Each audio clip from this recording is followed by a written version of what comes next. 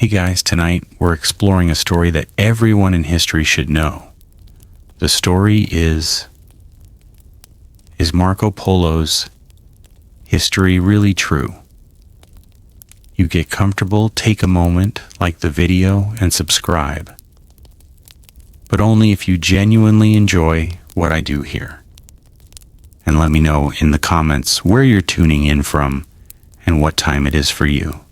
It's always fascinating to see who's joining us from around the world.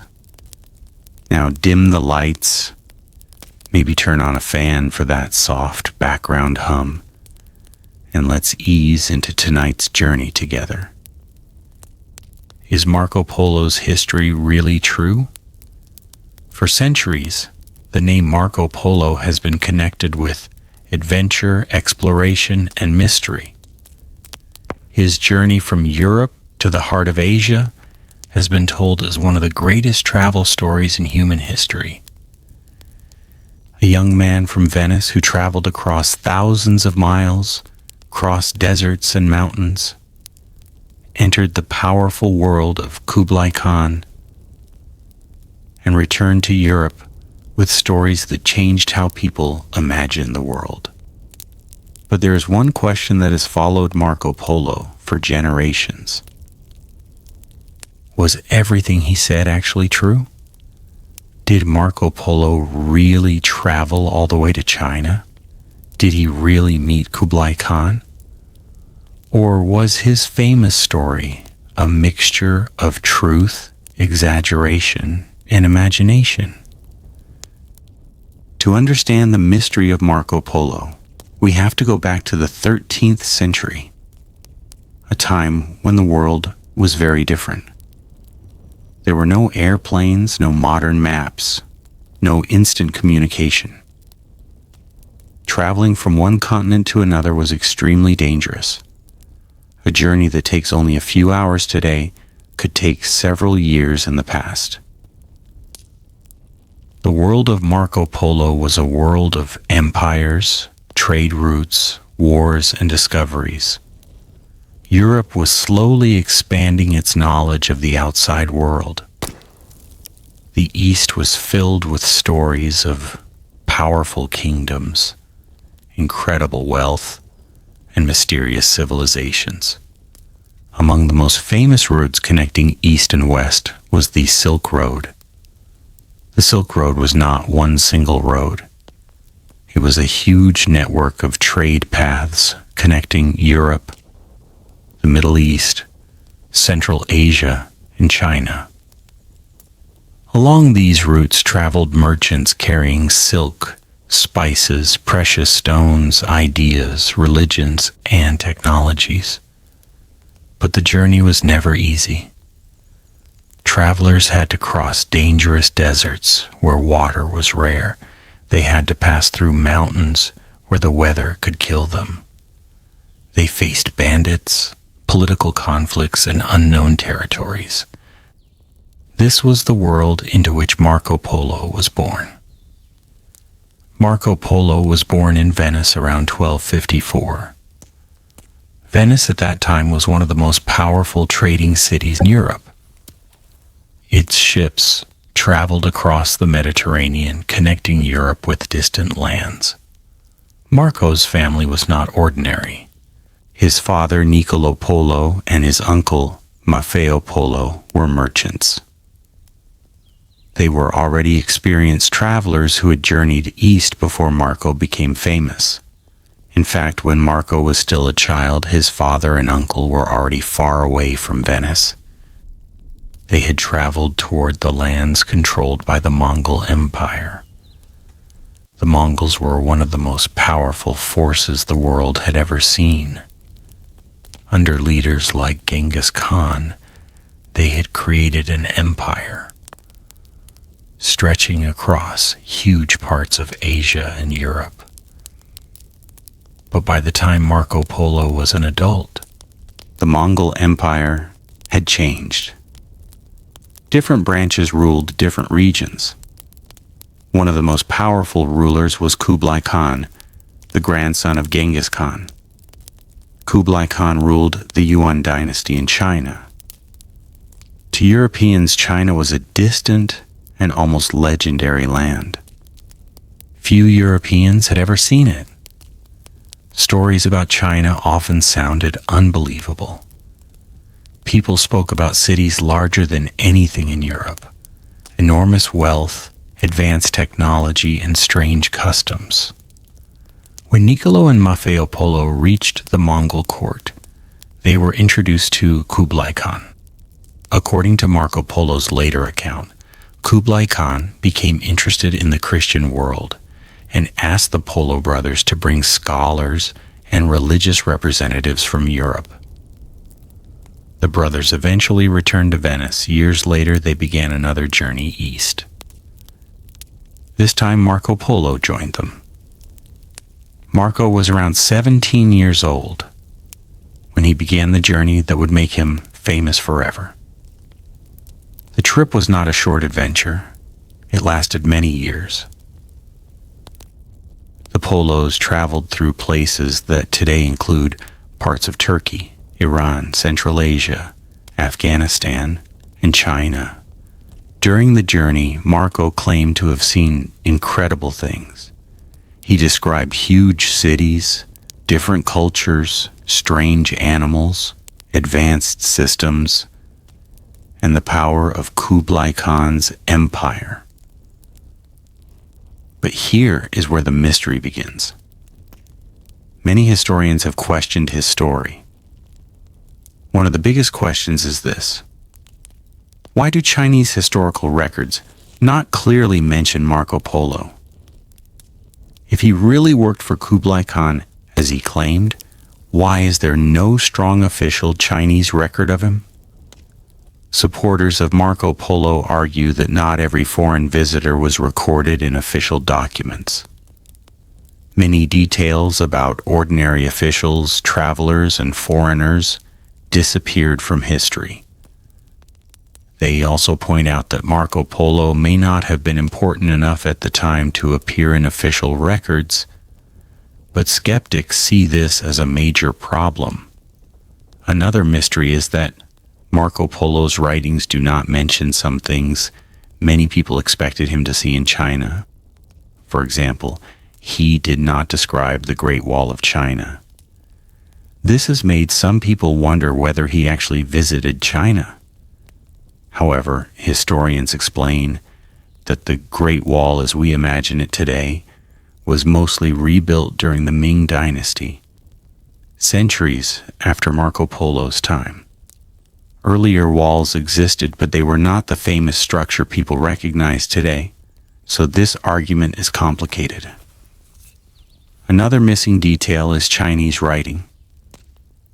Marco Polo described many aspects of Chinese life, but critics argue that he did not provide enough details about the writing system, certain traditions, or everyday customs.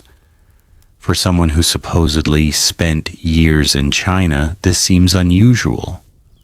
But others believe Marco Polo focused mainly on things that interested European readers: wealth, politics, geography, and the power of the Mongol Empire. His goal was not to create a complete encyclopedia of China. It was to tell the story of an incredible journey. The biggest source of information about Marco Polo is a book known as The Travels of Marco Polo. But even this book creates another mystery. Marco Polo did not write it directly. According to tradition, while imprisoned in Genoa after a conflict between Venice and Genoa, Marco Polo met a writer named Rustichello of Pisa. Marco Polo told him his stories, and Rustichello turned them into a written book. This means the famous account may not be Marco Polo's exact words. It may have been shaped by a medieval storyteller who knew how to make stories exciting. It raises another important question. Did Marco Polo exaggerate? The answer may be yes. But exaggeration does not automatically mean everything was false. Many travelers throughout history have described real events while also adding dramatic details. Marco Polo's world was filled with wonders that seemed impossible to Europeans. Paper money, coal, huge cities, and advanced government systems were unfamiliar to many Europeans. When Marco described these things, some readers may have thought they sounded like fantasy, but many of his observations were later supported by other evidence. He described the wealth of the Mongol Empire, the use of paper currency, and the organization of Kublai Khan's government. These details match what historians know about the period. So the truth about Marco Polo may be more complicated than simply saying he was telling the truth or lying. Maybe he was a real traveler who saw incredible things. Maybe some details were changed over time. Maybe some stories were expanded to make the book more interesting. But the mystery remains. Marco Polo became one of history's most famous explorers, whether every detail of his journey was accurate or not. His story inspired generations of travelers. Centuries later, explorers like Christopher Columbus studied his writings while dreaming of reaching Asia. The image of Marco Polo traveling across the world became a symbol of human curiosity. And perhaps that is the most interesting part of the story, because the real mystery is not only whether Marco Polo told the truth. The real mystery is how one man's journey became powerful enough to change the way people saw the world. When people discuss Marco Polo today, they often imagine a fearless explorer who crossed unknown lands and revealed the secrets of the East to Europe. But the reality of his journey was far more complicated than a simple adventure story. Marco Polo lived in a time when the world was still full of mysteries. Maps were incomplete. Many places existed only as rumors. A person could spend their entire life without traveling more than a few miles from their birthplace. So the idea that someone could travel from Venice to the distant empire of China seemed almost unbelievable. And this is exactly why Marco Polo's story became so famous. But to truly understand whether Marco Polo's history is true, we have to examine the evidence. One of the strongest arguments supporting Marco Polo is that many details in his writings match the real world of the Mongol Empire.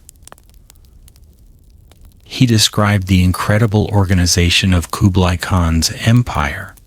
He talked about the size of cities, the wealth of rulers, the importance of trade, and the power of the Mongol military.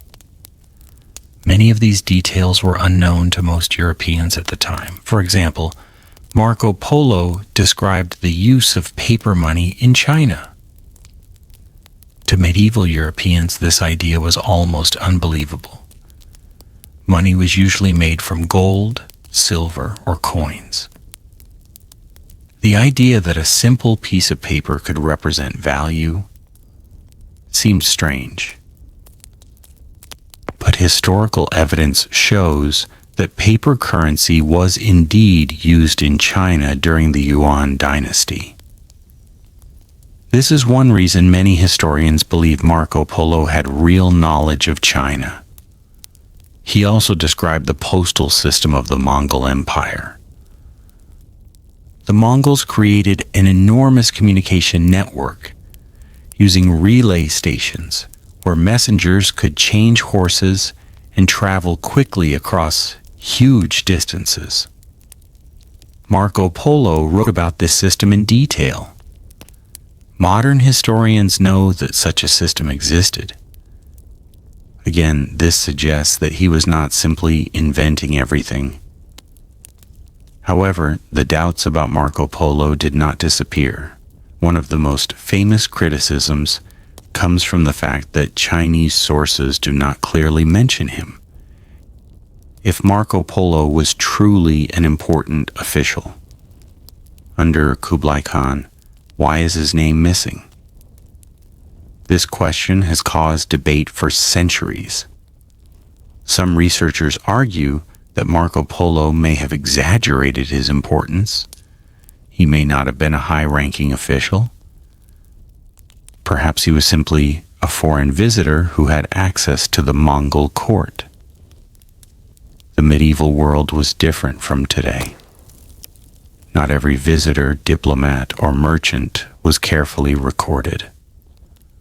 Many historical documents have been lost. So the absence of his name does not automatically prove that he never existed. Another important point is that Marco Polo's journey was not the only European contact with Asia. Before him, other travelers had reached parts of the East. Missionaries, merchants, and diplomats had already traveled through Mongol-controlled territories. The Mongol Empire actually made long-distance travel easier for some people because the empire controlled huge areas and protected important trade routes. This period is sometimes called the Pax Mongolica, meaning Mongol peace. Because of this relative stability, merchants could travel farther than before. Marco Polo arrived at a unique moment in history. The world was more connected than it had ever been. But the question remains, did Marco Polo actually reach China? Some skeptics have suggested that he may have only traveled as far as Central Asia and then collected stories from other merchants. This theory became popular because of certain missing details in his account. For example, Marco Polo describes many Chinese places, but critics argue that he does not show enough personal knowledge of everyday Chinese life. They point out that he does not clearly discuss things like tea culture, Chinese writing, or certain traditions that a long-term visitor might notice. But supporters of Marco Polo have another explanation. They argue that Marco Polo was writing for a European audience. He focused on things that would seem extraordinary to Europeans. He wanted to describe the power and wealth of the East. He was not trying to write a complete study of Chinese society. Imagine a person from the 1200s visiting a completely unfamiliar civilization. What would they remember? They might focus on enormous cities, powerful rulers, unusual technology, strange foods, and surprising customs. They might not focus on every detail of daily life. There is also another fascinating possibility. Maybe Marco Polo did travel to China, but his story was changed after years of retelling. Remember, Marco Polo's book was created while he was in prison. He told his stories to Rustichello of Pisa, a professional storyteller. Rustichello had experience writing romantic adventures and heroic tales. He knew how to make a story exciting. So perhaps the original journey was real, but the final version became more dramatic. This happened often in medieval literature. Facts and legends were sometimes mixed together.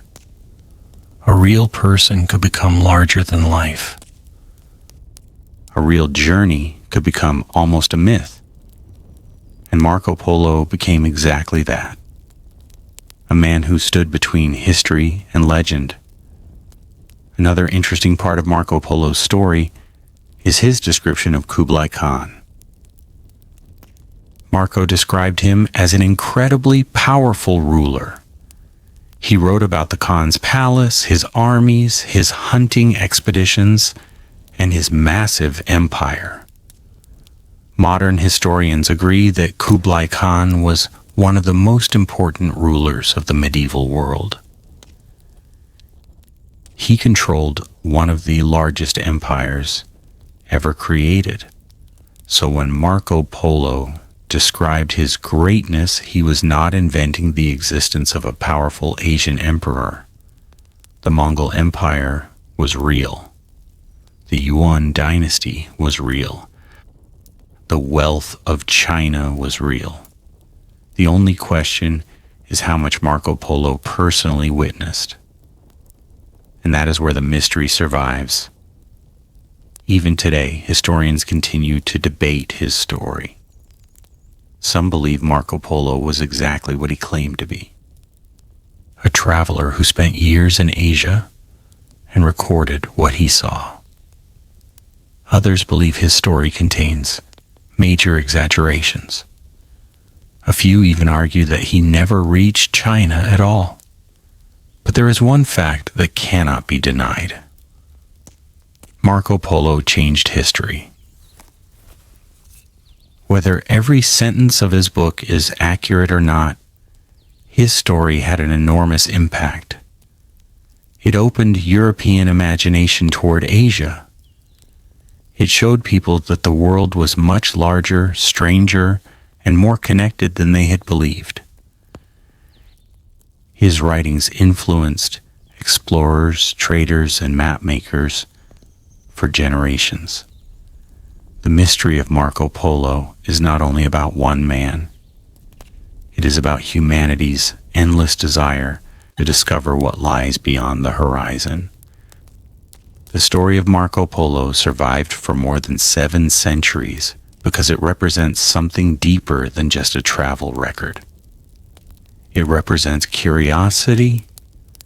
It represents the human desire to understand places that seem impossible to reach. But when historians examine Marco Polo's journey, they do not only ask, did he travel?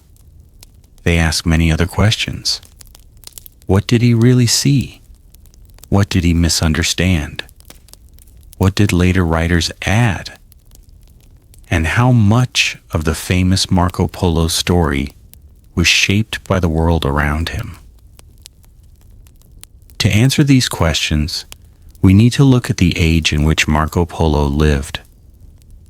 The 13th century was a time of massive change. The Mongol Empire had connected huge parts of the world. From Eastern Europe to Asia, trade routes became busier, goods and ideas moved across continents. Silk from China reached European markets. Spices from distant lands became valuable treasures. Knowledge about geography slowly expanded. But information traveled slowly. A person in Venice might hear a story about China from a merchant who heard it from another merchant who heard it from someone else. Every time a story was repeated, details could change. This is important when we look at Marco Polo's account.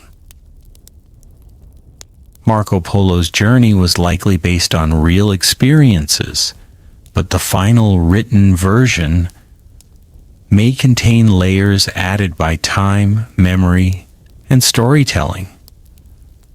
One famous example is the description of the great city of Kinsei, which many historians identify with modern Hangzhou. Marco Polo described it as one of the greatest cities in the world.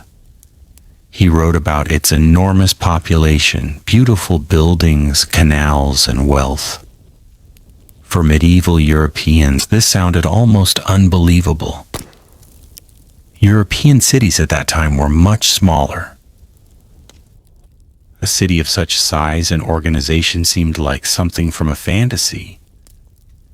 But historical evidence shows that cities in China during the Song and Yuan periods were indeed among the largest and most advanced urban centers on Earth. So Marco Polo's descriptions, although surprising, were not impossible. This is one of the reasons his story remains interesting. Many things that sounded like fantasy to Europeans were actually true. Another example is his description of coal. Marco Polo mentioned that people in China used a black stone that could burn like wood. To Europeans, this was strange, but China had been using coal as fuel long before many parts of Europe. This again suggests that Marco Polo was describing real observations. However, there are also details that create doubt. One major question is Marco Polo's claim that he served Kublai Khan. According to his story, he became a trusted representative of the Mongol ruler and traveled on official missions. But historical records do not clearly confirm this. Some historians believe he may have had a role at the court. Others think he may have exaggerated his position to make his story more impressive. This was not unusual in medieval writings. Travelers often presented themselves as more important than they actually were. A simple merchant might describe himself as a close advisor to kings. A minor event might become a great adventure. The medieval audience loved stories of wonder. A book filled only with ordinary events would probably not become famous. The world wanted miracles, mysteries, and incredible discoveries, and Marco Polo's story provided exactly that. But there is another side to the debate. Some people argue that Marco Polo's critics expect too much from him. They ask why his book does not mention certain Chinese customs. But they forget something important. Marco Polo was not a modern researcher. He was not recording every detail scientifically. He was a medieval traveler, describing the things that caught his attention. His interests were shaped by his own culture. He cared about trade, politics, wealth, rulers, and military power. He was fascinated by the greatness of the Mongol Empire. He wanted European readers to understand how powerful and advanced the East was. Another mystery involves the famous title, The Travels of Marco Polo. The book itself has many versions. Different copies contain different details. Some versions are longer. Some include stories that may have been added later. This makes studying Marco Polo difficult. Historians are not working with a single perfect document. They are comparing different versions and trying to separate the earliest information from later editions. This is common with ancient and medieval history. Many famous historical figures have stories that became larger over time. The truth often exists somewhere between fact and legend. Marco Polo may not have been the perfect explorer described in popular stories, but he also may not have been a complete liar. The evidence suggests a more complicated picture. He was probably a real traveler who experienced extraordinary things. But his experiences were later shaped into a story that mixed observation with storytelling. And perhaps that's why his name remained famous. Because Marco Polo was not just a man who traveled. He became a symbol of exploration, a symbol of crossing boundaries, a symbol of the moment when the world began to feel connected. Centuries after Marco Polo's death, explorers continued searching for new routes to Asia. One of the people influenced by his writings was Christopher Columbus. Columbus believed Asia could be reached by sailing west. His dream was partly inspired by the wealth and possibilities described in accounts like Marco Polo's. This shows how powerful Marco Polo's influence became. Even if some parts of his story were uncertain, the impact was real. His book changed the future. It encouraged people to explore. It changed maps. It changed how civilizations viewed each other. The greatest question about Marco Polo may not be whether every word was true. The greater question may be why his story captured the imagination of the world. And the answer is simple. Because humans have always been fascinated by the unknown. The desire to see what is beyond the next mountain, beyond the next ocean, beyond the edge of the map is one of the strongest forces in history. Marco Polo's journey represents that desire. A journey where truth and mystery travel together. As the centuries passed, Marco Polo's story became more than just the account of a traveler. It became a historical puzzle. Every generation looked at his journey and asked the same question. How much of this incredible story can we believe? The debate became especially intense because Marco Polo's account contains both details that appear amazingly accurate and details that remain difficult to explain. This mixture is what makes his story so fascinating. If his entire story was completely invented, historians would likely have rejected it long ago.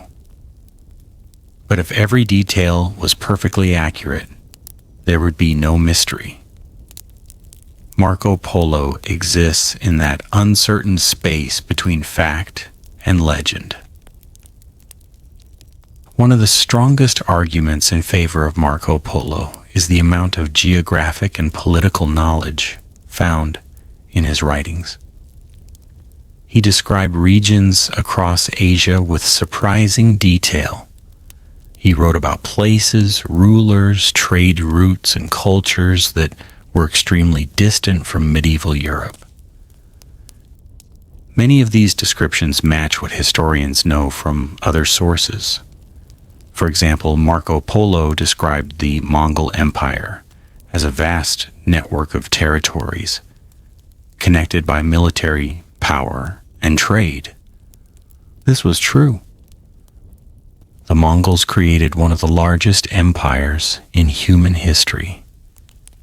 They controlled enormous areas and created connections between East and West that had never existed before.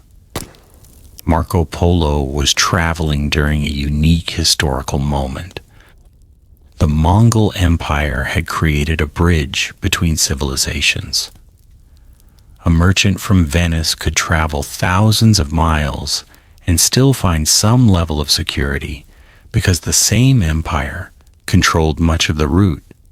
Without the Mongol Empire, Marco Polo's journey may have been impossible. But one of the biggest mysteries remains. Where exactly did Marco Polo go? Some researchers believe he reached China. Others believe he traveled only through parts of Asia and gathered information from other people. This debate became stronger because Marco Polo's story does not include some details that many people expected. For example, there is little discussion of the Chinese writing system. A visitor spending many years in China might be expected to mention the complexity of Chinese characters. There is also limited discussion of certain cultural practices. Critics argue that this silence is suspicious, but supporters respond that silence does not always mean absence. A traveler does not record everything they see. Imagine visiting a foreign country today. You might write about famous landmarks, powerful leaders, unusual experiences, and things that surprise you. You might not write about every normal part of everyday life. Marco Polo was no different. His goal was not to create a complete record of China. He wanted to tell a story. And stories are always shaped by the storyteller. Another interesting question is why Marco Polo's story became famous when many other travelers disappeared from history. The answer may be because of the way his story was written. Rustichello of Pisa, the writer who helped create Marco Polo's book, was not simply copying notes. He was a professional storyteller. He knew how to create excitement. He understood what audiences wanted to hear. The medieval world loved tales of distant kingdoms, powerful rulers, strange creatures, and unbelievable adventures. Marco Polo's experiences were perfect material. A journey across the world became a masterpiece of medieval storytelling. But this creates another problem. How much of the excitement came from Marco Polo and how much came from Rustichello? This is almost impossible to know. The original conversations between the two men are lost. We only have the final written versions. So historians must analyze the text carefully. They compare Marco Polo's descriptions with other historical evidence.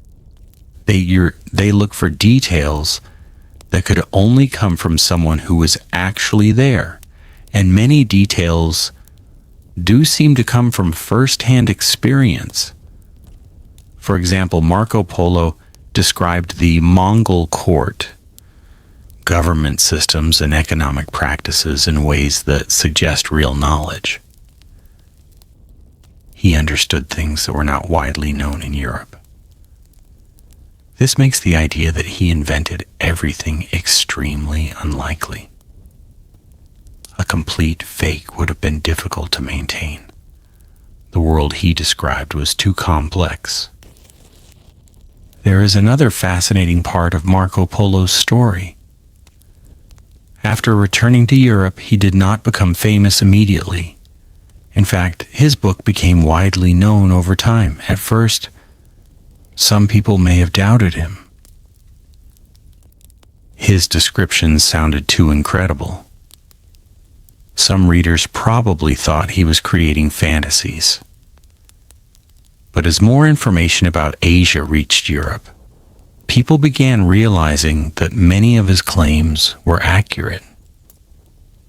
Things that once sounded impossible started to become accepted. This is an important lesson in history. Sometimes reality is stranger than imagination. People often reject new information simply because it does not match what they already believe. To medieval Europeans, China was almost another world. A place with huge cities, advanced technology, and powerful rulers. Marco Polo's story challenged their understanding of the planet. He showed them that Europe was not the center of everything. There were civilizations far away that were equally, and sometimes more, advanced. This was a powerful idea. It changed how Europeans viewed the world. The story of Marco Polo also reveals something about human nature. People have always wanted to know what exists beyond their borders. The unknown attracts us. Every explorer, scientist, and traveler in history has been driven by the same curiosity. What is beyond the horizon? What is hidden from us? What can we discover? Marco Polo became famous because he represented that search. Even today, when people debate his story, they are still fascinated by the same mystery. a young merchant from Venice, traveled into a world that most Europeans had never seen. He returned with stories of an empire that seemed almost impossible. And 7 centuries later, we are still asking, was Marco Polo telling the truth? Or did the legend become bigger than the man? Maybe the answer is somewhere in between. Maybe Marco Polo's greatest journey was not only across Asia. Maybe his greatest journey was from history into legend. The mystery of Marco Polo continues because his story touches one of the most difficult challenges in history: understanding the past when evidence is incomplete. History is not always a collection of perfect records. Many events from centuries ago survive only through fragments, memories, and written accounts created long after the events happened. Marco Polo's story is one of those fragments. To some people, he was one of the greatest explorers who ever lived. To others, he was a skilled storyteller who transformed rumors into a legendary adventure, but the truth may be more complicated. Marco Polo was born into a world where travel and trade were changing rapidly. Venice was a city built on commerce. Its merchants were always searching for new markets, new products, and new connections. For Venetian traders, traveling far away was not impossible. It was dangerous, but it was part of their way of life. Marco's father and uncle were already experienced merchants before he joined them. This is important because Marco Polo was not a random person who suddenly decided to explore the unknown. He grew up in a family connected to international trade. Travel was already part of his world. When he began his journey, he was not simply chasing adventure. He was entering the world of business, diplomacy, and opportunity. The journey itself would have been extremely difficult. Travelers crossing Asia faced countless dangers.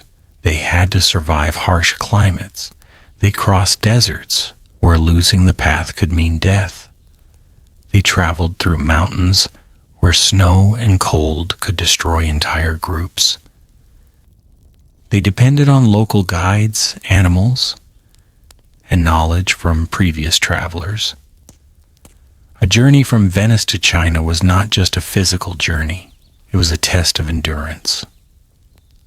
And this makes Marco Polo's story even more interesting. If he truly completed this journey, he experienced something very few people in history ever experienced. He crossed the boundaries of the known world. But when Marco Polo finally returned to Europe, his biggest challenge was not surviving the journey.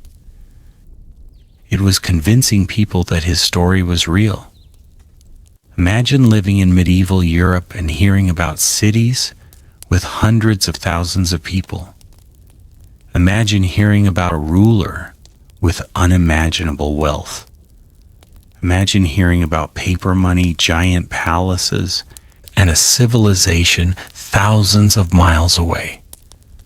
Many people would naturally doubt such claims. They might think the traveler was exaggerating. And perhaps some parts of Marco Polo's story were exaggerated. But exaggeration is not the same as invention. A person can describe something real in a dramatic way. For example, Marco Polo described the wealth of Kublai Khan's empire. Was the empire wealthy? Yes. The Mongol rulers controlled enormous resources. They collected taxes from huge territories. They controlled important trade routes. They ruled over some of the richest regions in the world. So Marco Polo was not wrong to describe great wealth. The question is whether his descriptions were perfectly accurate. And this is where historians continue to debate. One of the most famous examples is Marco Polo's description of the city of Quinsai, which is usually identified as Hangzhou. He described it as a city of incredible size and beauty. He mentioned canals, markets, and enormous numbers of people. For many years, some critics thought this sounded impossible. But later research showed that Chinese cities during this period really could be enormous. The Song and Yuan eras produced some of the most advanced urban centers of the medieval world. So once again, Marco Polo's impossible stories became more believable. This pattern appears again and again. Many things he described sounded unbelievable to Europeans. But later evidence showed that many were real. This does not prove every detail was true, but it suggests that dismissing him completely would be a mistake. Another debate involves Marco Polo's famous service under Kublai Khan. Did he really become an official? Did the Khan really trust him? There is no clear evidence proving every part of this claim, but it is possible that Marco Polo had some connection to the Mongol administration. Foreign merchants and travelers sometimes worked with rulers as messengers, advisors, or representatives. The Mongols were practical rulers. They valued useful people, regardless of where they came from. They often employed foreigners because they brought knowledge and skills from other regions. So Marco Polo being welcomed at the Mongol court is not impossible. The Mongol Empire was actually known for its openness toward different cultures. People from Europe, the Middle East, Central Asia, and China interacted within its territories. It was one of the most connected worlds of the medieval era. Marco Polo's story reflects that connection. His journey was possible because civilizations that had once been separated became linked. And this may be the most important historical meaning of his story. Marco Polo was not just an explorer. He was a witness to globalization before the modern world existed. Long before modern transportation and communication, people were already creating connections across continents. Trade, culture, and ideas were moving around the planet. Marco Polo's journey showed Europeans that the world was larger than they imagined.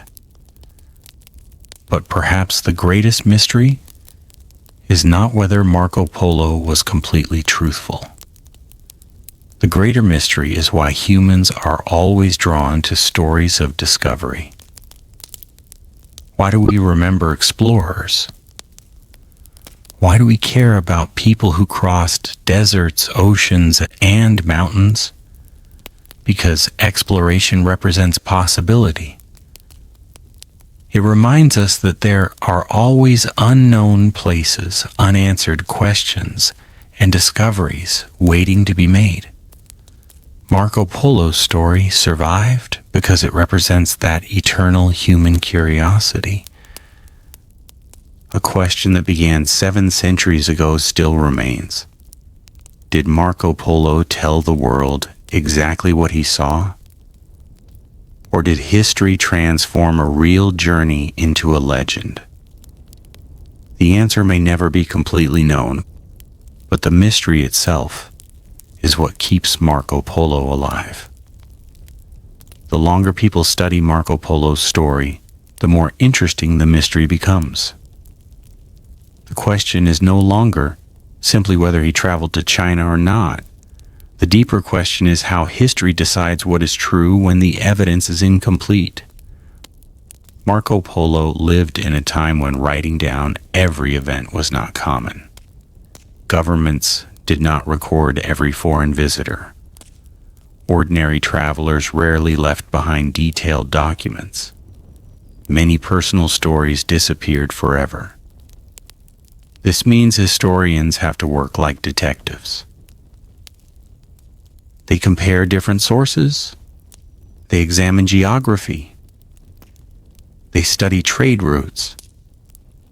They look at political events. They compare Marco Polo's words with what is already known about the 13th century. And when they do this, they find something fascinating. Many parts of Marco Polo's story fit the historical world around him. The world he describes is not a fantasy world. It is a real world, filled with real places, real rulers, and real systems.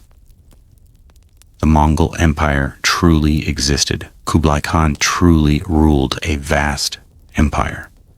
The Yuan dynasty truly controlled China. Trade routes truly connected East and West. Cities like Hangzhou truly became among the greatest cities of their age. So the basic foundation of Marco Polo's story is connected to reality. But the details are where the debate begins. One of the most discussed questions is whether Marco Polo personally witnessed everything he described. This is an important distinction. A traveler can tell the truth about a place without seeing every single thing themselves. They may hear stories from other people. They may repeat information from merchants, officials, or local guides. This was normal in the medieval world. Knowledge traveled through people. A person could arrive in a city and learn about another region from someone who had been there. Marco Polo's book may contain both personal experiences and information collected from others. That does not automatically make the account false. It simply means his journey was part travel story and part collection of knowledge. Another interesting issue is the famous Marco Polo in China debate. Some skeptics believe he may never have entered China. They argue that his missing references to certain Chinese customs create doubt. They ask, would someone who spent many years in China really fail to mention certain famous traditions? Would he not discuss more about daily life? Would he not leave clearer evidence? These questions are reasonable. But supporters of Marco Polo point out that historical figures often leave incomplete records. A person's writings reflect their interests. Marco Polo was a merchant and traveler. He was interested in trade, rulers, wealth, and geography. He was not writing as an anthropologist studying every cultural practice. His audience was also important. He was telling his story to Europeans who wanted to understand the power and riches of the East. So he focused on what would surprise them most. He described the size of cities. He described the organization of the empire. He described the lifestyle of powerful rulers. He described things that challenged European assumptions. This made his book fascinating. Another important part of Marco Polo's story is the role of memory. Imagine someone traveling for decades and then telling their story years later. Human memory is not a perfect recording. People remember important moments. They forget small details. They sometimes combine events. They may make something sound clearer than it really was. Marco Polo returned from his journey after many years. By the time his story was written, memories had passed through time and conversation. This could explain why some details are difficult to verify. A story can become more dramatic as it is repeated. This happens in every culture. Heroes become larger than life. Adventures become more exciting. Ordinary events become extraordinary. Marco Polo may have experienced a remarkable journey, but the version that reached the world may have grown over time. There is another fascinating element in his story, the reaction of people who heard it. Some believed him, some doubted him. Some thought his descriptions were impossible. This reaction tells us something about human nature. People often struggle to accept information that challenges their understanding of the world. For medieval Europeans, China was almost beyond imagination. Europe was not the most powerful or advanced civilization on Earth, but many Europeans did not fully understand that. Marco Polo's account revealed a world with enormous cities, sophisticated systems, and powerful governments. It forced people to rethink their assumptions. And this is why his story was so important. It expanded the mental map of humanity. A map is not only a picture of land, a map is also a picture of what people believe is possible. Before Marco Polo, many Europeans had only a limited idea of Asia. After stories like his became known, the world seemed larger. New possibilities appeared. Merchants wanted new routes. Explorers wanted new discoveries. Scientists and map makers wanted better knowledge. Marco Polo's influence reached far beyond his own lifetime. His book became one of the most influential travel accounts in history. It inspired future generations to look beyond their own borders. Even those who doubted him could not ignore the questions he raised. And perhaps that is the greatest achievement of Marco Polo. He did not just describe the world. He changed how people imagined the world. The mystery of Marco Polo remains because his story contains two powerful elements. History gives us evidence. Legend gives us imagination. And Marco Polo stands between them. Maybe he was not the perfect explorer from popular stories. Maybe he was not a complete inventor of tales. Maybe he was simply a man who traveled farther than most people of his time and returned with stories that were too extraordinary for many to believe. The truth may be somewhere in the middle. And that middle ground is exactly where Marco Polo's legend continues to live. The story of Marco Polo has survived for so long because it raises questions that go beyond one person. It is a story about trust, evidence, exploration, and the way humans remember the past. When we look back at history, we often want simple answers. We want to know who was right and who was wrong. We want heroes and villains. But real history is usually more complicated. Marco Polo's journey is a perfect example. He may have been a truthful traveler. He may have been a talented storyteller. He may have been both. The world Marco Polo entered was already full of movement and exchange. The Mongol Empire had connected lands that had previously been separated by distance and conflict. For the first time in centuries, a traveler could move across enormous parts of Asia under the protection of one political system.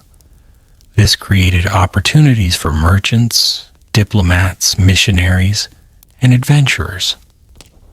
Marco Polo was one of those people who benefited from this changing world. But his journey was still extraordinary.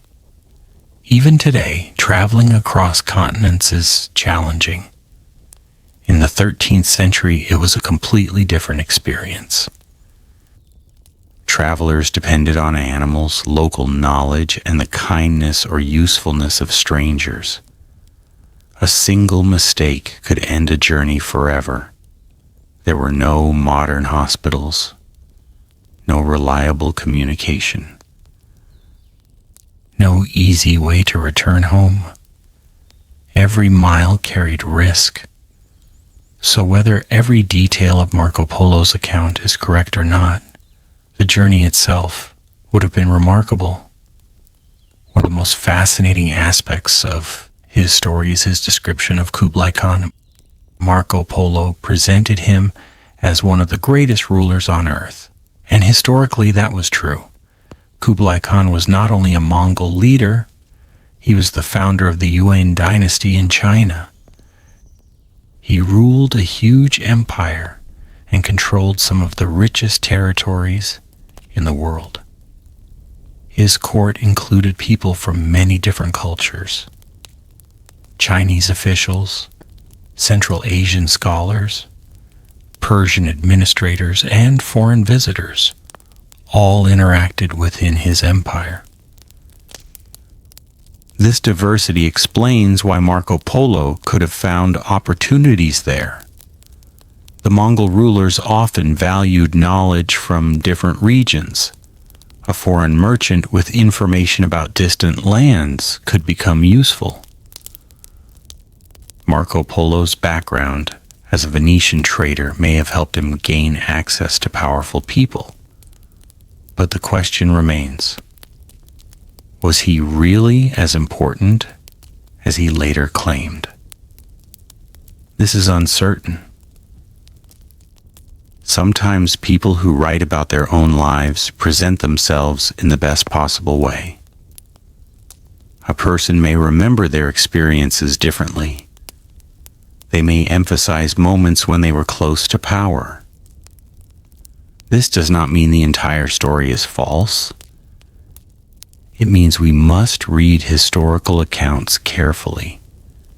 Another major mystery involves Marco Polo's imprisonment. Many people know that he wrote his famous book while in prison after being captured during a conflict between Venice and Genoa. This situation is actually important because prison gave him the opportunity to tell his story. Without that event, the world might never have known about his travels. A strange twist of fate preserved his memory. A military conflict between two Italian cities accidentally helped create one of history's most famous travel books. This shows how unpredictable history can be. Sometimes the events that seem unrelated become the reason something survives. The book about Marco Polo's journey spread across Europe. Different copies were created. Different versions appeared. Some became more dramatic than others. Over time, people added their own interpretations. The historical Marco Polo and the legendary Marco Polo slowly became two different figures. The historical figure was a merchant from Venice who traveled east. The legendary figure became a fearless explorer who revealed the hidden world. The truth probably lies between these two images. Another important point is that Marco Polo was not the only traveler who reached Asia. Other Europeans also traveled east during the medieval period. Religious missionaries, diplomats, and merchants followed similar routes. Some left written records. Some disappeared from history. This shows that Marco Polo's journey was unusual, but not impossible. The world was more connected than many people realize. Long before modern globalization, humans were already crossing continents. They were exchanging goods, languages, technologies, and ideas. Marco Polo became famous because he represented that connection. He was a bridge between worlds. He connected Europe with Asia through his story. And stories have power. A story can survive even when documents disappear. A story can inspire people centuries later. A story can change the direction of history. Marco Polo's account did exactly that. His writings influenced explorers who came after him. They encouraged people to search for new routes and new lands. The age of exploration that later changed world history was partly shaped by ideas that came from accounts like his. This does not mean every explorer followed Marco Polo's exact path. It means his vision of the world had an impact. He showed people that there were civilizations beyond their imagination. He showed them that the unknown could be reached. The biggest lesson from Marco Polo's story may be this: history is not always about perfect certainty. Sometimes we work with incomplete evidence. Sometimes the truth is hidden between different possibilities.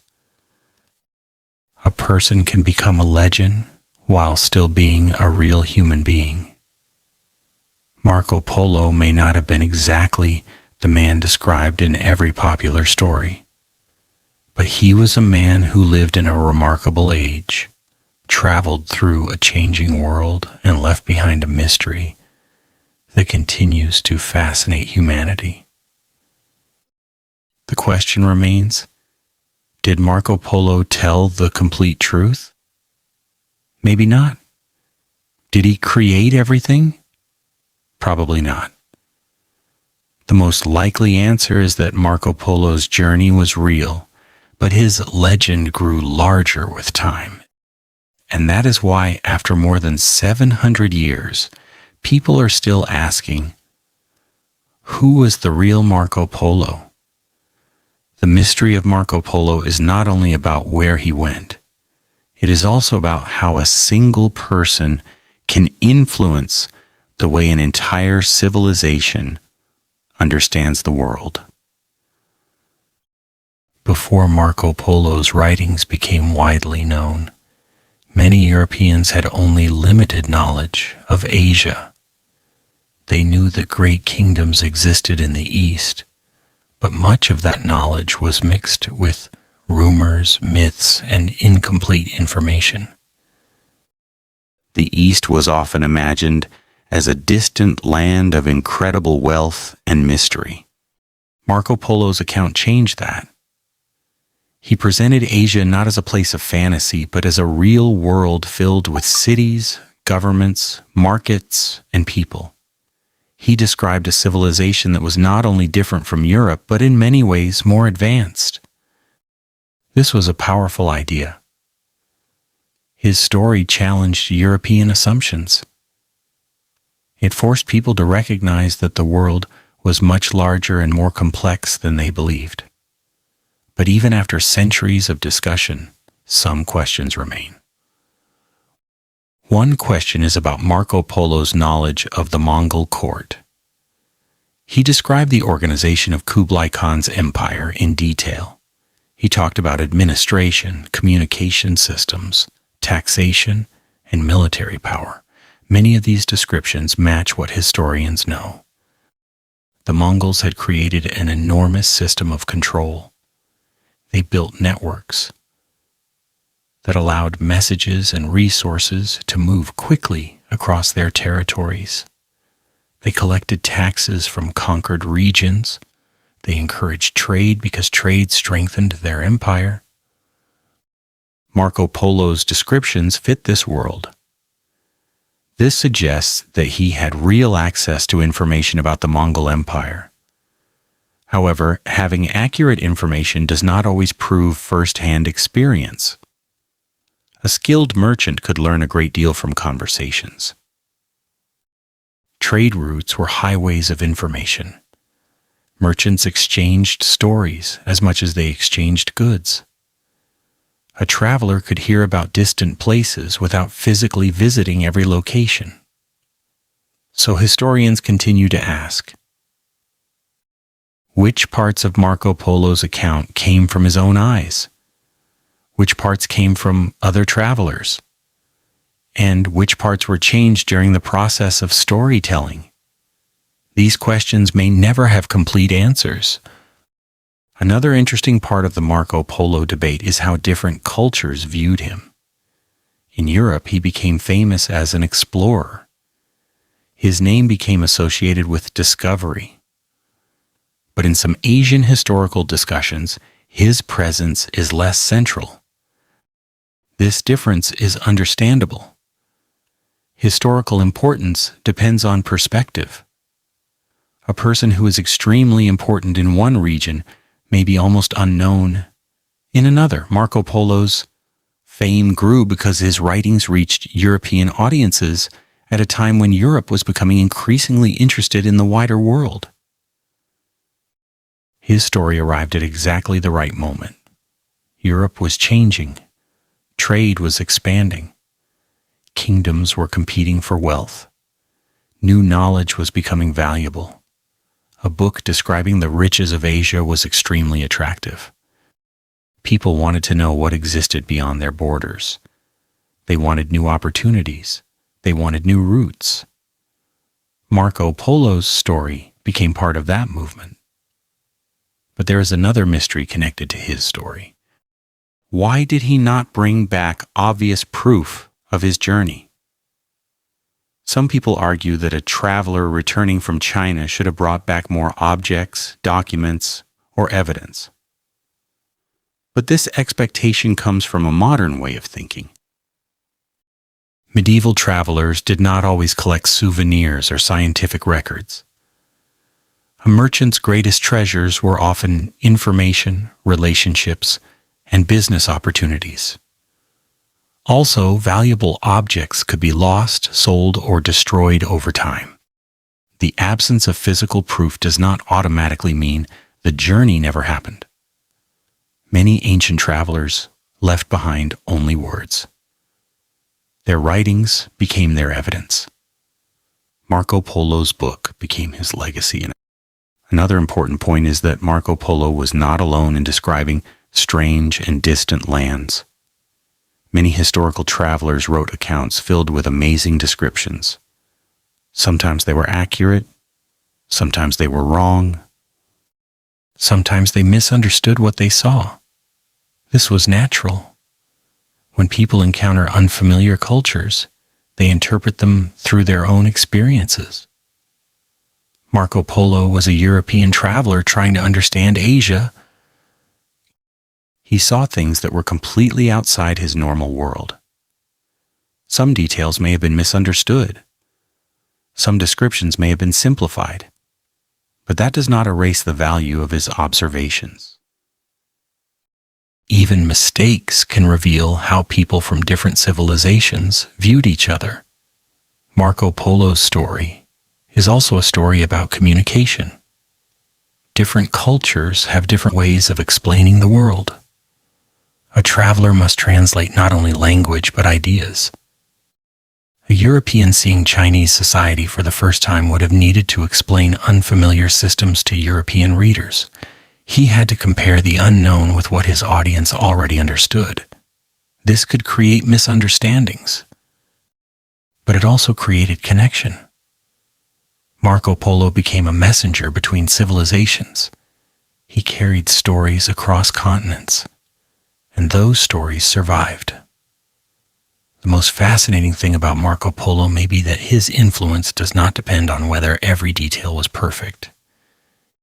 His impact came from opening a door. He showed people that the world was bigger than they imagined. He inspired curiosity. He encouraged exploration. He helped create a new interest in distant civilizations. Even people who doubt parts of his story still recognize his importance. Because history is not only about facts, it is also about how ideas move through time. Marco Polo's journey may have begun on the roads of Asia, but its greatest journey happened afterward. It traveled through books, through maps, through the imagination of millions of people. The man became a legend. The traveler became a symbol. And the question that started centuries ago still remains. Is Marco Polo's history really true? Perhaps the most accurate answer is this. The journey was probably real. The details may not all be perfect. And the legend grew bigger than the man. But sometimes the most powerful historical stories are not the ones that are completely simple. They are the ones that leave us with questions. And Marco Polo's story is one of the greatest questions in history. The story of Marco Polo has survived because it sits at the meeting point of history and mystery. Every generation looks at his journey with new questions, new evidence, and new interpretations. Some see him as a brave explorer who revealed the hidden world of Asia. Others see him as a talented storyteller whose imagination made his journey greater than reality. But perhaps the most interesting possibility is that Marco Polo was a real traveler whose experiences became transformed into legend. To understand why his story became so powerful, we must understand the world after Marco Polo returned. Europe was changing. The old medieval world was slowly moving toward a new age of discovery. Knowledge became more valuable. Maps improved. Trade expanded. People became more interested in distant lands. Marco Polo's writings arrived at the perfect moment. His book offered Europeans a vision of a world far beyond their own. It described powerful kingdoms, wealthy cities, and advanced civilizations. For many readers, it was the first time they imagined Asia as a real place they could understand. Before this, much of the East was surrounded by uncertainty. Stories about Asia sometimes mixed facts with myths. There were rumors of strange creatures, mysterious kingdoms, and unbelievable riches. Marco Polo helped replace some of those myths with geography and observation. He described real places. He described real rulers. He described real systems. Even if some details were debated, the overall picture was based on reality. This is why his account mattered. One of the strongest signs that Marco Polo knew the world he described is his understanding of trade. Trade was the foundation of his life. He understood how goods moved across continents. He understood the importance of markets. He understood that information itself was valuable. Merchants were not only sellers and buyers, they were also carriers of knowledge. They knew which roads were safe. They knew which rulers controlled certain areas. They knew where wealth existed. Marco Polo came from this world. His observations were shaped by a merchant's mind. This may explain why his account focuses so much on wealth and power. He often described how rich places were. He described the resources of regions. He described the strength of governments. These were the things that mattered to a medieval trader. Another fascinating aspect of Marco Polo's story is his relationship with memory. A journey lasting many years cannot be remembered perfectly. People naturally organize memories into stories. They highlight certain moments. They forget others. They connect events. This happens to everyone. For Marco Polo, the problem was even greater. He traveled through a world filled with unfamiliar languages and cultures. He experienced things that he had never seen before. When he later explained those experiences, he had to translate them into words his audience could understand. This process could change details. A strange event could become more dramatic. A complex system could be simplified. A distant place could become more mysterious. This does not mean he was intentionally lying. It means he was human. And human memory is complicated. Another issue historians examine is the timeline of Marco Polo's journey. According to his account, he spent many years in the East. He claimed to have traveled widely and witnessed many important events. Some parts of the timeline are difficult to verify. But historians also know that medieval travel was not always recorded precisely. Dates could be uncertain. Events could be remembered differently. People did not have the same need for exact documentation that exists today. The absence of perfect records is common in medieval history. Another important clue comes from the fact that Marco Polo described things that were not widely known in Europe. For example, he wrote about the Mongol communication system. He described paper currency. He described large-scale administration. These were not common European experiences. A person inventing a completely fictional story would have had difficulty creating such a detailed and accurate picture of a distant empire. This suggests that his account was connected to genuine knowledge. But the mystery remains because some parts of his story feel incomplete. A person who spends many years in another civilization might be expected to leave more personal details, more descriptions of daily life, more stories about ordinary people, more information about language and customs. Yet Marco Polo's account often feels like the report of a merchant observing a powerful empire, rather than a person describing everyday life. This difference is one reason the debate continues. Perhaps Marco Polo's journey was not exactly like the popular image. Maybe he was not constantly exploring unknown lands. Maybe he spent more time working within established trade networks. Maybe some of his information came from other travelers. But even then, his achievement would still be remarkable. Collecting, organizing, and sharing knowledge about such a vast world was an extraordinary contribution. The greatest explorers are not always the people who discover a place first. Sometimes they are the people who help others understand it. Marco Polo played that role. He connected worlds. He helped Europe imagine Asia. He created curiosity that lasted for centuries, and that curiosity changed history. The search for new routes to Asia later became one of the driving forces behind global exploration. Sailors crossed oceans. Maps expanded. New connections between continents were created. The world became more interconnected. Marco Polo's story was one of the sparks that helped start that process. So when we ask whether Marco Polo's history is really true, we should remember that history is rarely completely black and white. A story can contain truth and exaggeration. A person can be both human and legendary.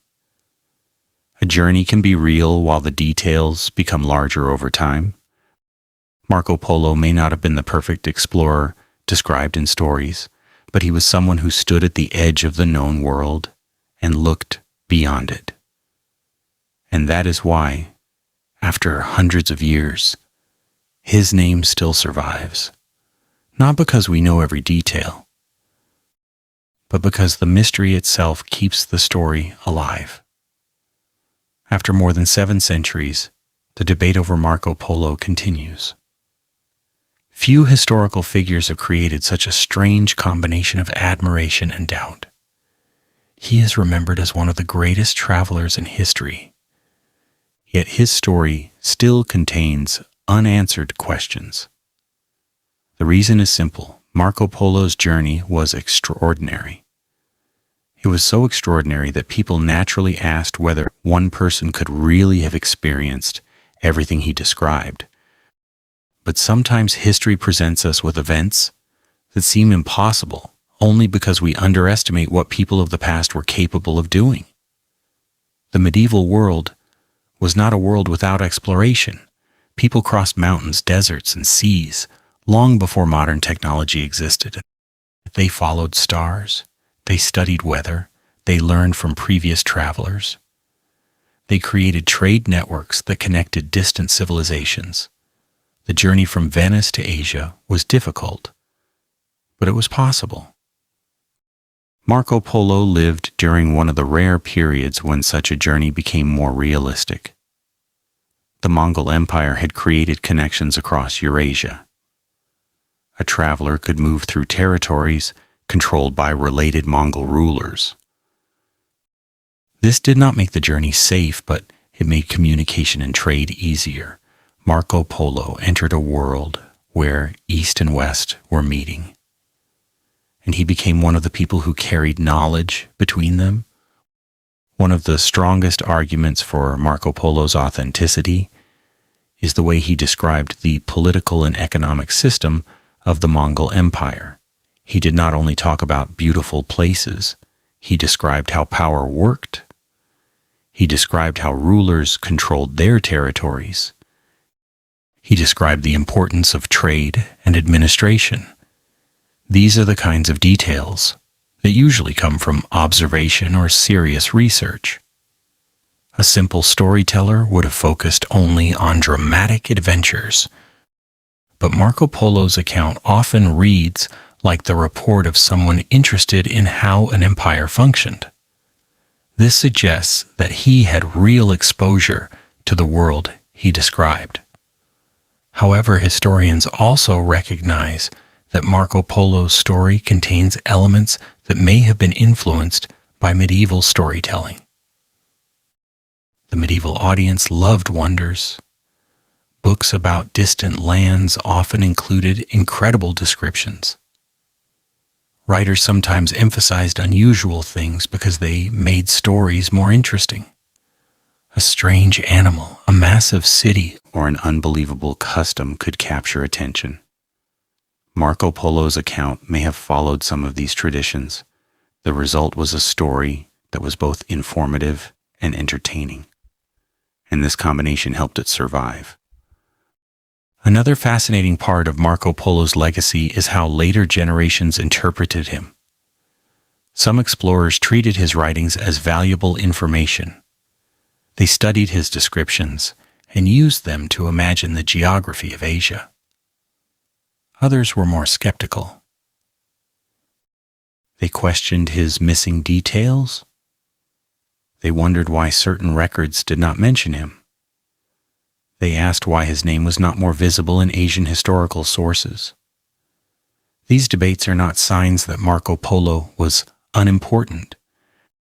They are signs that his story was powerful enough to continue creating discussion. A forgotten person does not create centuries of debate. Marco Polo remained important because his story touched something universal: the desire to discover, the desire to know what exists beyond familiar borders, the desire to understand other civilizations. This desire is one of the strongest forces in human history. Every explorer, scientist, and traveler shares this curiosity. Marco Polo simply became one of its most famous symbols. There is also a lesson in how we judge historical figures.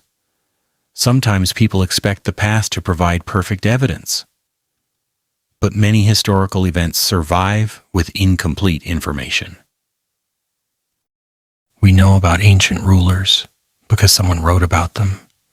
We know about battles because someone recorded them. We know about travelers because their stories survived.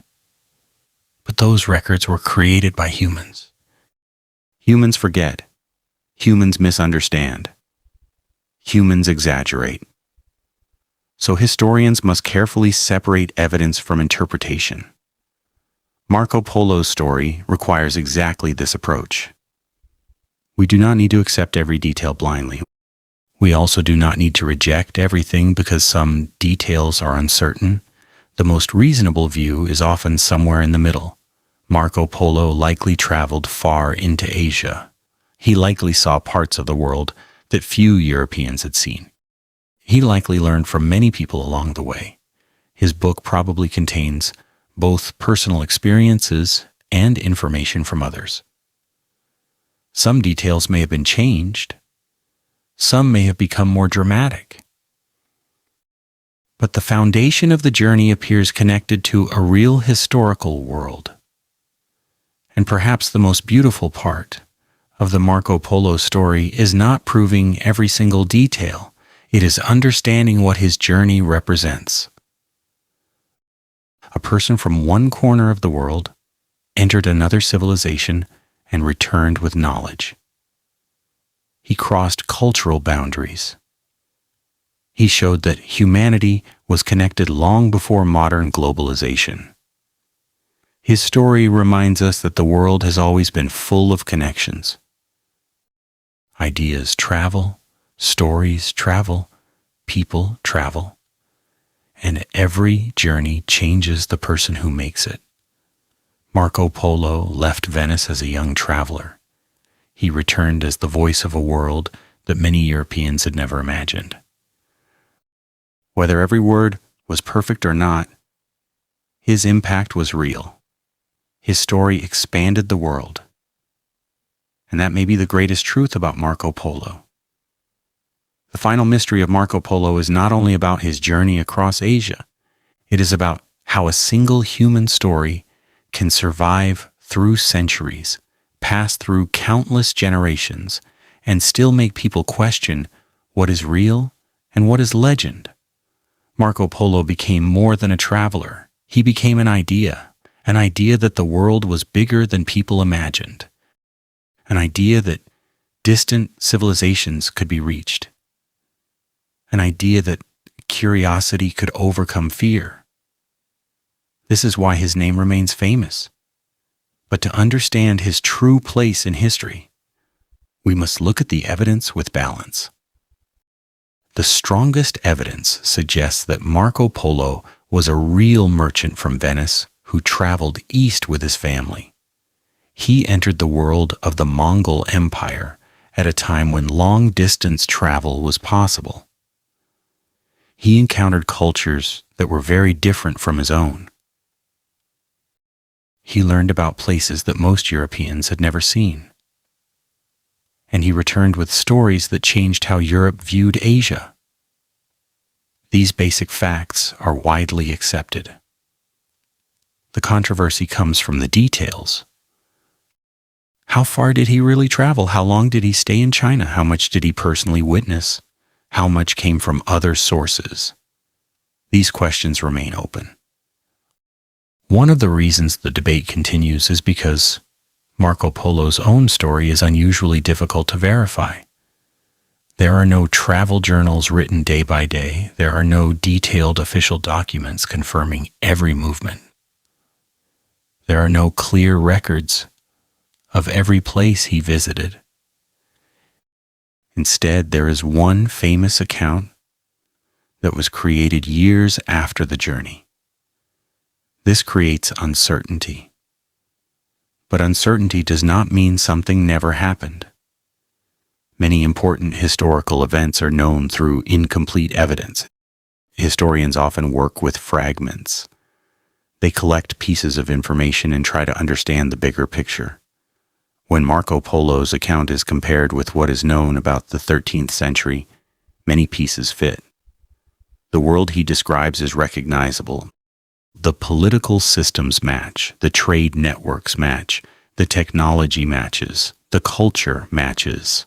The Mongol Empire he describes is the same empire historians know existed. This is important. A completely fictional story would usually create a world that does not match reality. But Marco Polo's world is connected to historical reality. At the same time, there are reasons to be careful. Marco Polo's book was not written like a modern historical document. It was written for an audience that wanted wonder, It was a story. And stories have structure. They highlight important moments. They create excitement. They focus on extraordinary experiences.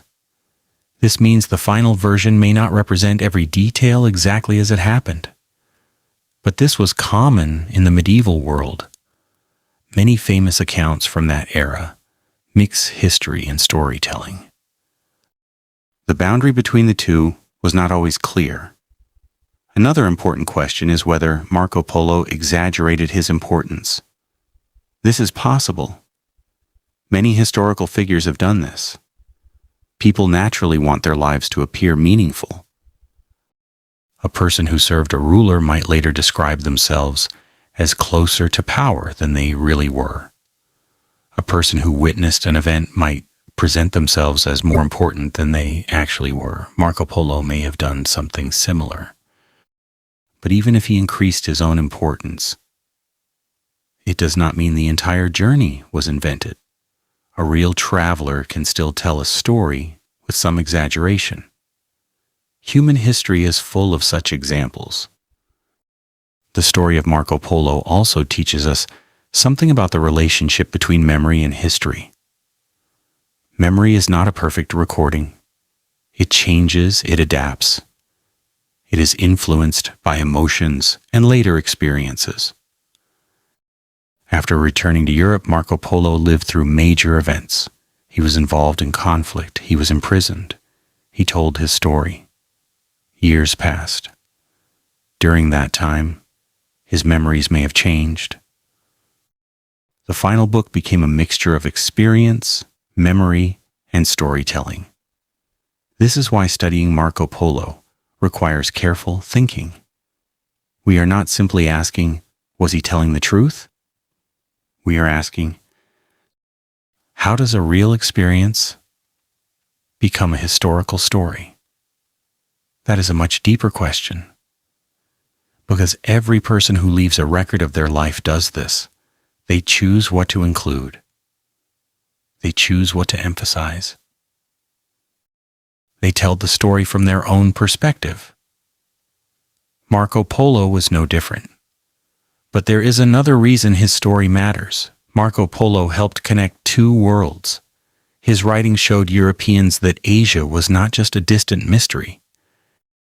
It was a place of real people, real cities, and real civilizations.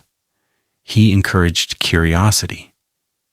Instead of ignorance, he showed that different societies could learn from each other. In many ways, this message is more important than whether every small detail was accurate. Because history is not only about collecting facts, it is also about understanding connections. Marco Polo's journey reminds us that civilizations have always influenced each other. Trade connected them. Ideas connected them. People connected them. The world was never as separated as it appeared. And that may be Marco Polo's greatest contribution. He made the world feel larger and more connected. The question, is Marco Polo's history really true? May never have a perfect answer. But after examining the evidence, one conclusion seems likely. Marco Polo was not simply a fictional character. He was a real person who experienced a remarkable journey. His story may contain exaggerations. His book may contain changes. His legend may have grown over time, but behind the legend was a real traveler who crossed boundaries most people of his era could never imagine. And that is why centuries later, we are still talking about him. After hundreds of years of debate, Marco Polo remains one of history's most fascinating figures. His name stands between two worlds, the world of documented history and the world of legendary adventure. The question that began centuries ago still echoes. Was Marco Polo's story completely true? The answer is not as simple as yes or no. The evidence suggests that Marco Polo was a real traveler who journeyed deep into Asia during one of the most important periods in world history. He lived during the rise of the Mongol Empire, a time when East and West became connected in ways that had never happened before. He came from Venice, a city built on trade and exploration. His family already understood the importance of distant markets and foreign lands. When Marco joined his father and uncle on their journey, he was entering a world where travel, commerce, and diplomacy were changing human history. His journey would have required extraordinary courage. He crossed unfamiliar lands. He entered different cultures. He experienced political systems completely different from Europe. He saw cities that were larger than anything many Europeans could imagine. He encountered a civilization that challenged his understanding of the world, and when he returned, he shared those experiences. That is the part that seems most certain. Marco Polo helped Europe understand that the world was much larger than previously believed. But the famous stories around his name became bigger than the man himself. Over time, people began to imagine Marco Polo as a perfect explorer who discovered everything alone. Reality was probably different. He was a merchant, a traveler, a storyteller, a person shaped by his time. He depended on other people. He learned from local communities. He gathered information. He experienced only a small part of a much larger world. But even a small window into that world was powerful. The doubts about Marco Polo do not disappear. The missing Chinese records, the unanswered questions, the lack of certain details. These mysteries continue to make historians debate. Some believe his account is mostly accurate. Others believe parts of it were exaggerated. A few remain highly skeptical. But the most balanced view is that Marco Polo's story likely contains both truth and storytelling. His journey was probably real, his experiences were probably genuine, but the version that reached the world was shaped by memory, time, and the style of medieval storytelling.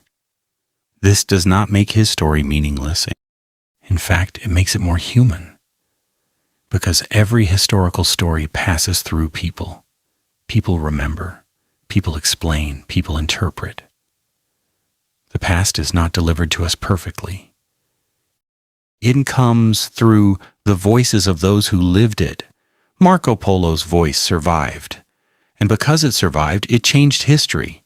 His writings influenced explorers who came centuries later. They inspired people to search for new routes. They encouraged Europeans to look beyond their own borders. They helped create a new curiosity about Asia. The world after Marco Polo was not the same as the world before him. Maps expanded, trade increased. Connections between civilizations grew stronger. His story became part of the movement that eventually connected the entire planet.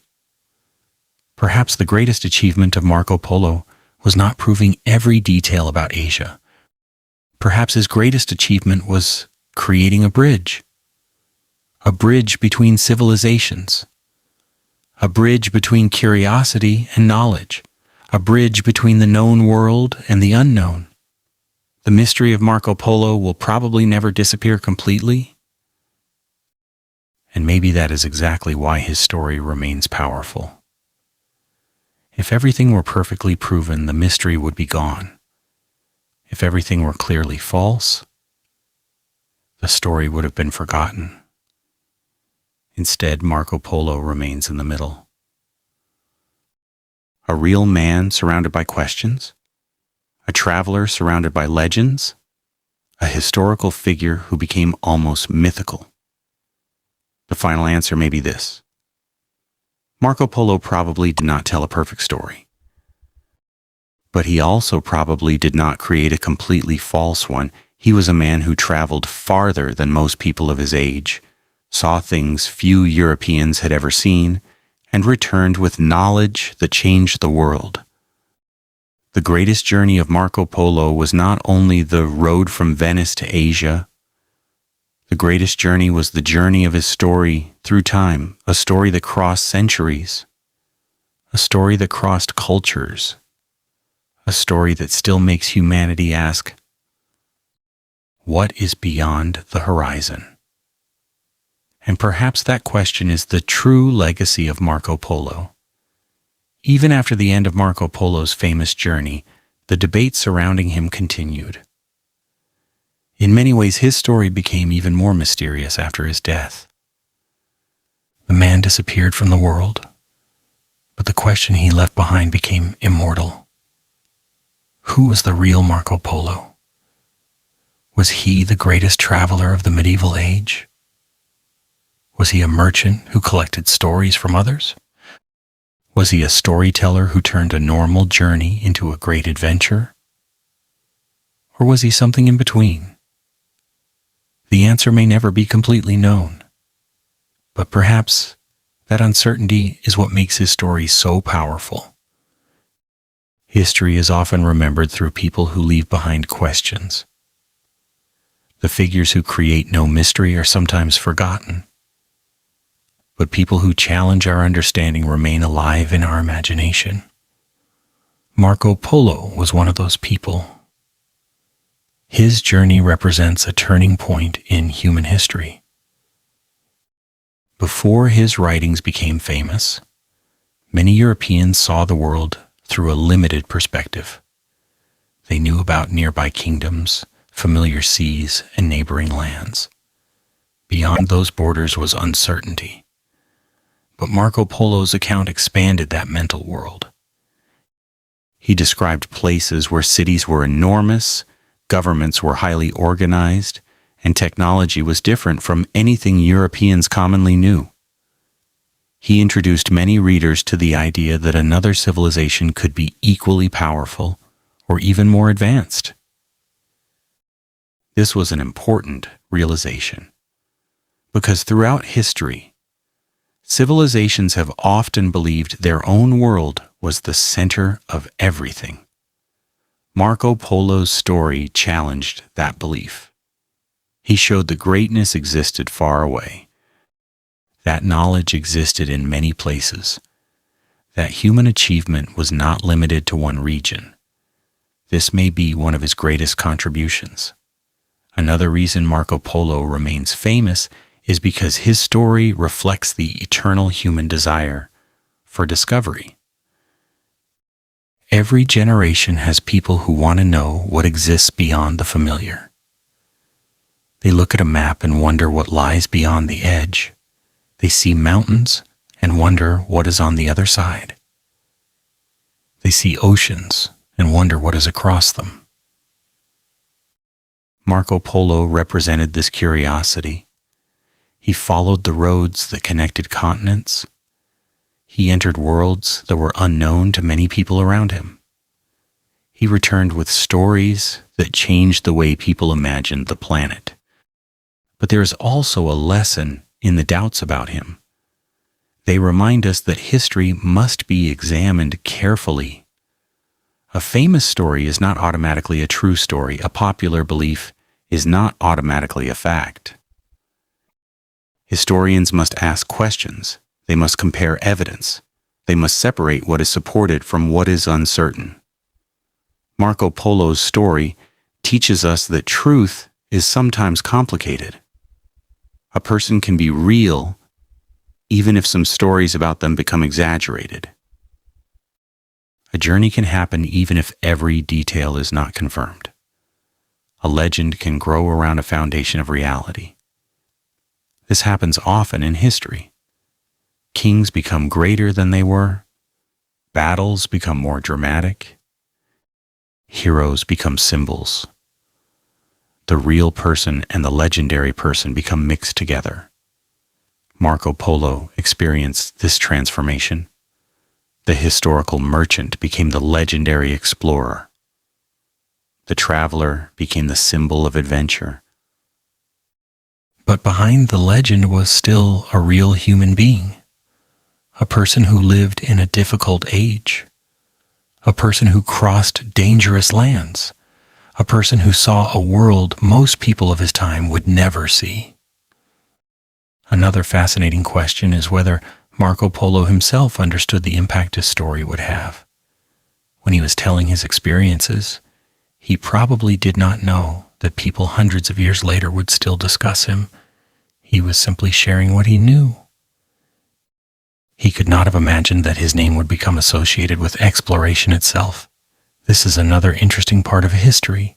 Sometimes ordinary actions become extraordinary with time. A person writes a book, a person tells a story, a person records memories. And centuries later, those words change the world. Marco Polo's story became one of those rare historical forces. It influenced explorers, it influenced map makers, it influenced how civilizations saw each other. His story became part of humanity's search for knowledge. So was Marco Polo's history really true? The answer is probably not a perfect yes, and it is probably not a simple no. The evidence suggests a real journey, real experiences, and real knowledge of the world he described. But the story was shaped by memory, storytelling, and the expectations of the medieval audience. The man was real. The journey was extraordinary. The legend grew. And perhaps that combination is why Marco Polo remains unforgettable. Because his story is not only about one traveler, it is about humanity's endless desire to explore. It is about the courage to leave the familiar behind. It is about the belief that somewhere beyond the horizon, there is something waiting to be discovered. And as long as humans continue to ask questions, Marco Polo's journey will continue. Not because every mystery has been solved, but because some mysteries are powerful enough to survive forever. The story of Marco Polo is one of those rare stories where the mystery itself becomes part of the history. Even if every question is never answered, his journey continues to teach us about exploration, culture, and the way humans understand the unknown. When we look at Marco Polo today, we are not only looking at a medieval traveler, we are looking at a symbol of connection between civilizations. A person from Venice entered a world that many Europeans considered almost impossible to reach. He crossed thousands of miles, encountered powerful empires, and returned with knowledge that changed the imagination of an entire continent. But the most important part of his story may not be the distance he traveled. It may be the ideas he carried back. He carried the idea that the world was much larger than people believed. He carried the idea that different civilizations had their own achievements, their own systems, and their own histories. He carried the idea that curiosity could overcome fear. In many ways, Marco Polo's story represents the beginning of a new way of seeing the world. Before him, distant lands were often described through rumors and legends. After him, people wanted more information. They wanted better maps. They wanted new routes. They wanted direct contact with distant societies. The world slowly became more connected. However, the mystery surrounding Marco Polo also reminds us that history is never simple. The past is not a perfect recording. It is a collection of surviving evidence. Some evidence is strong, some evidence is missing, some stories are passed down and changed over time. The historian's task is to examine all of it carefully. Marco Polo's case is especially challenging because his famous book exists in many versions. Different copies contain different details. Different writers influenced the way the story was preserved. The original voice of Marco Polo is difficult to separate from the voices of those who recorded and repeated his story. This means we must be careful. The book should not be treated as a perfect diary, but it also should not be dismissed as pure fantasy. The truth is likely somewhere between those extremes. Marco Polo probably experienced a remarkable journey.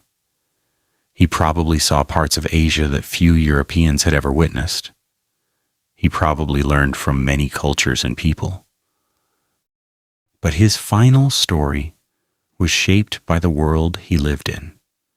A medieval audience wanted wonder. They wanted stories that could transport them to distant places. They wanted to hear about powerful rulers, incredible cities, and mysterious lands. Marco Polo's story provided all of that.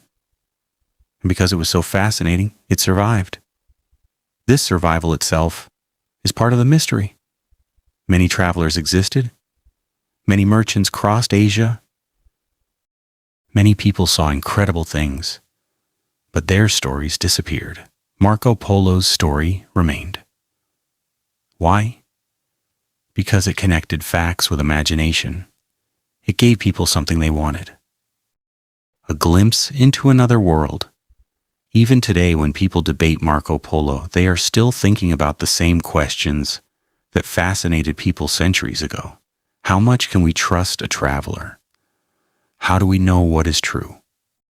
How does a personal experience become history? These questions are bigger than Marco Polo. They apply to all historical accounts. Every historical figure is known through stories. Every story is shaped by the person telling it. Every memory is influenced by time. This does not mean we cannot know history. It means understanding history requires patience and careful thinking. Marco Polo's story is valuable because it shows this complexity. He is not just a hero or a liar. He is a historical figure who existed in a complicated world. A world where trade connected continents. A world where information traveled slowly. A world where stories were powerful. And perhaps the final lesson of Marco Polo is this: the search for truth does not always remove mystery. Sometimes the mystery is part of the truth. Marco Polo's journey may never be proven in every detail. Some questions may remain unanswered forever. But his influence is undeniable. He changed the way people imagined the world. He encouraged exploration. He connected cultures. He inspired generations. The real Marco Polo may have been a merchant, a traveler, and a storyteller. The legendary Marco Polo became an explorer who represented humanity's desire to discover. Both versions exist. Both have shaped history. And perhaps that is why his name continues to live. Because Marco Polo's greatest journey was not only across deserts and mountains, it was the journey from a human life into a story that would survive for centuries. A story that still asks one of the oldest questions in human history. What lies beyond the unknown? The story of Marco Polo did not end when his journey ended. In many ways, the most important part of his story began after he returned home. A traveler can cross thousands of miles, but the true impact of a journey is measured by what remains after the traveler is gone. Marco Polo left behind something more powerful than treasures or possessions. He left behind an idea. The idea that the world was connected. The idea that distant civilizations could communicate. The idea that knowledge could travel farther than any army. His story became a bridge between different parts of humanity. When Europeans read about Asia through Marco Polo's account, they were introduced to a world that challenged their assumptions. They learned about enormous cities. They learned about complex governments. They learned about advanced trade networks. They learned about societies that had developed in different ways from their own. This was a major change in thinking. For many people in medieval Europe, the world had seemed smaller and more familiar. Marco Polo expanded that world. He showed that beyond Europe were civilizations with their own greatness. This changed curiosity into ambition. People wanted to know more. Merchants wanted new opportunities. Explorers wanted new paths. Kings wanted access to new sources of wealth. The age of exploration that came centuries later was influenced by many things. But stories like Marco Polo's helped create the desire to discover distant lands. His account became a source of inspiration. But the irony is that the more famous Marco Polo became, the more his real identity became mixed with legend. The historical person slowly disappeared behind the story. The traveler became an icon. The merchant became an explorer. The man became a symbol. This happens often in history. People remember symbols more easily than complicated human beings. A legend is easier to remember than reality. But the real Marco Polo was probably more interesting than the legend. He was not a superhero. He was a person living in a dangerous age. He depended on others. He faced uncertainty. He made mistakes. He experienced a world that was changing rapidly. And that makes his story more meaningful, because it shows what ordinary humans can accomplish when they step beyond the familiar. Another important part of Marco Polo's legacy is the way his story connects East and West. His journey reminds us that civilizations have never been completely separate. Even before modern technology, people were moving across continents. They exchanged goods, they exchanged ideas, they exchanged knowledge. The Silk Road was not only a road for products, it was a road for human connection. Marco Polo was one person traveling along those connections. He was a witness to a world becoming more interconnected. This is why his story still matters today. In the modern world, travel is easier than ever. People cross oceans in hours. Information travels instantly. Different cultures interact every day. But Marco Polo's journey happened in a time when every mile was a challenge. Every new place required courage. Every communication required effort. His story reminds us how much human civilization has always depended on curiosity. The debate about whether Marco Polo told every detail accurately will probably continue. New historians may discover new evidence. New interpretations may appear. The mystery may never completely disappear. But perhaps complete certainty is not necessary to understand his importance. A historical figure does not need to be perfect to matter. Marco Polo changed history because he expanded human imagination. He made people think beyond their own borders. He encouraged them to ask questions. He inspired them to explore. And that may be the greatest truth about him. The world does not remember Marco Polo only because of where he went. The world remembers him because of what his journey represented. A person standing at the edge of the unknown. A person willing to move forward. A person searching for answers. And perhaps every generation sees something of itself in that search. Because humanity is always doing the same thing. We look beyond the horizon. We wonder, what is there? We ask questions. We explore. And that is why the story of Marco Polo remains alive. Not simply as a historical account, not simply as a legend, but as a reminder that the greatest discoveries often begin with one simple question.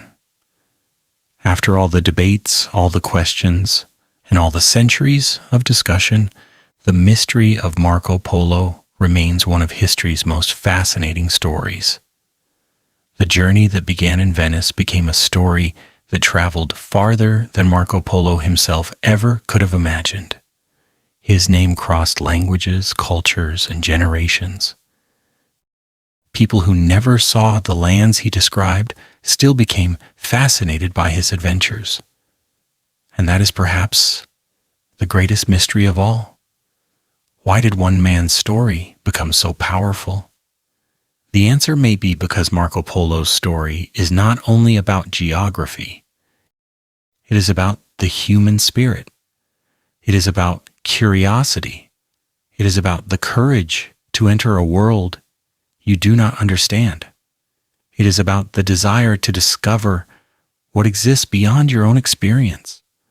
When Marco Polo traveled east, he entered a world of powerful empires, ancient traditions, and advanced societies. He saw the greatness of civilizations that many Europeans barely knew existed. He saw a world that challenged the idea that knowledge belonged to only one place. And when he returned, he carried that world back through his words. Whether every sentence was perfectly accurate or not, the impact was real. His account changed how people viewed the planet. It encouraged exploration, and it expanded maps. It connected civilizations. The question, was Marco Polo's history really true? May never have a final answer that satisfies everyone. Some parts of his story are supported by historical evidence. Some parts remain uncertain. Some details may have been shaped by storytelling. But the most reasonable conclusion is that Marco Polo was a real traveler who experienced a remarkable journey. His story was probably not a complete invention, but it was also not a perfect record. It was something human, a mixture of experience, memory, interpretation, and storytelling. And perhaps that is why it survived, because real human stories are rarely simple. People remember differently. People describe events differently. People see the world through their own eyes. Marco Polo was a man of his time. He was a merchant. He was a traveler. He was a storyteller. He was someone who stood between different worlds, and because he stood between worlds, his story became a bridge between Europe and Asia, a bridge between the known and unknown, a bridge between history and legend. The greatest achievement of Marco Polo may not have been proving every detail about distant lands. It may have been inspiring people to look farther, to ask more questions, to search for answers, to believe that the world still contained mysteries waiting to be discovered. Centuries later, humanity continues that same journey. Explorers search new places. Scientists study the unknown. People continue to cross borders and learn from different cultures. The desire that pushed Marco Polo forward still exists. The desire to understand, the desire to discover, the desire to see what lies beyond the horizon. So was Marco Polo's history really true? Maybe the best answer is this. The man was real. The journey was extraordinary. The details became a legend, but the influence was completely real. And sometimes that is the most important truth history can give us, because a story does not survive for hundreds of years only because of facts. It survives because it means something. Marco Polo's story means that the world is bigger than we think. It means curiosity can change history. It means one person's journey can inspire millions. And it means that even after 7 centuries, one question still remains powerful. What is waiting beyond the unknown?